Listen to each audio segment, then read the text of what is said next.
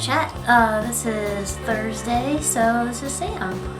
Today is Thursday, December 31st, 2008, New Year's Eve, so I will post this tomorrow on January 1st, 2009. That's weird to say. Hadn't really thought about it. 2009. I'm all used to going 08. It flows so easily. 09. Feeling like it's gonna take getting used to. I hope everyone has exciting New Year's Eve plans. So today's topic is being genderqueer where you live. I live here. I live not in the water, there, in beautiful Berkeley, California. Zooming out, and it's beautiful, and it is in San Francisco Bay Area, and the East Bay, and I love it here. I grew up in Boston, and I went to school at Smith College in Northampton, and moved out to the Bay Area the following fall after I graduated. So I've been here for about 3 years, and over 3 years. 3 years and like a couple months. And basically I wanted to move out here because I wanted to live in a queer-friendly place. Smith is a really, really great place to be queer. And when I was graduating, I realized that I didn't want to leave that bubble, and I thought I would go to the quintessential bubble of San Francisco. And I love it here, and I recommend it to everybody. It's beautiful, environmentally conscious, tons to do. You can go camping, and it's not far away at all. There's tons of fun things to do in the city. There's a lot of really interesting culture. Everybody composts. The city even comes and picks up your compost.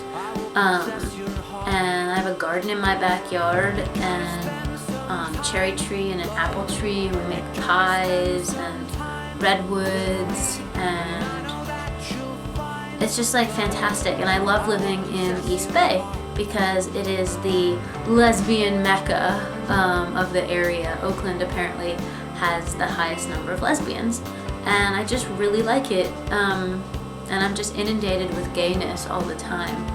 And I love that Berkeley is where you can have lesbian couples raising gender-neutral named children, and boys with long hair and girls with short hair, and all of the above, and it's great. And they have cats and plants and compost, and it's just great. And basically, living out here, it's afforded me the opportunity to not think about it ever. I live in a gay place, and it's accepted. It's standard.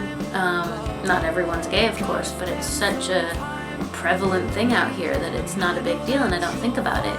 Even to the point where Dyke March every year seems silly to me because I take it.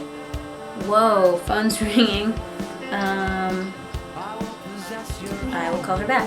Being gay out here is so normal that I take it for granted, and even to the point where Dyke March every year before Pride, I don't even really think about it. It just feels like I'm going on a walk with my friends in the street every year, and I feel really, really lucky that I live in such a accepting, liberal place, and that's why I wanted to live here. Also because documentary is really big here, and independent filmmaking is big here, and I can sail in San Francisco Bay, and all the reasons I said before. So in terms of being genderqueer out here, same thing, not really an issue. There's a lot of genderqueer people here. A lot of people change their names, so it was a safe place for me to try a bunch of names. And go by various pronouns, and it's become almost commonplace, and I think that this is a trend, but almost commonplace to, when you first talk about someone, to somebody else in a sentence, you know, or a phrase. You just specify their, you know, their name, their sex, their gender presentation, gender pronoun, and what they prefer, and then you move on. And it's just like, oh, okay, cool, got it. You know, male born, female identified, but that hasn't changed pronouns, like that kind of thing. And that's awesome. And also, it's a really cool place to mess with gender because there's really fun events. And I haven't really been to that many, but one thing that I went to is called Gender Pirates, and that was really cool. And it was like a variety show at a bar in San Francisco, and they had the Athens Boys Choir, and he's so cool. And I had seen him open for Ani a bunch of years ago, and he was there and being more male than ever because he'd been on T for longer, and that was cool to see. Other people performed, like there was this one kid who did this whole movement theater music piece that he had choreographed to like almost a radio show type of thing that he had done, that he had recorded. And it was about the whole process was him stripping down and then slowly building back up, putting on male layers. So that was cool. So Gender Pirates, super cool. Check that out. And then just being queer in general out here. There's tons of stuff to do. One of my favorite things is Cock Block, which is a dance party, girl dance party thing at the rickshaw stop once a month, and a whole bunch of other things. So if you're looking for a place to be quintessentially queer, this would be a really cool one, I think. So I guess that's all I have to say about that. Like Dylan was saying, I don't really think about it, and I think that that's what makes it special living out here. That's what makes it really unique and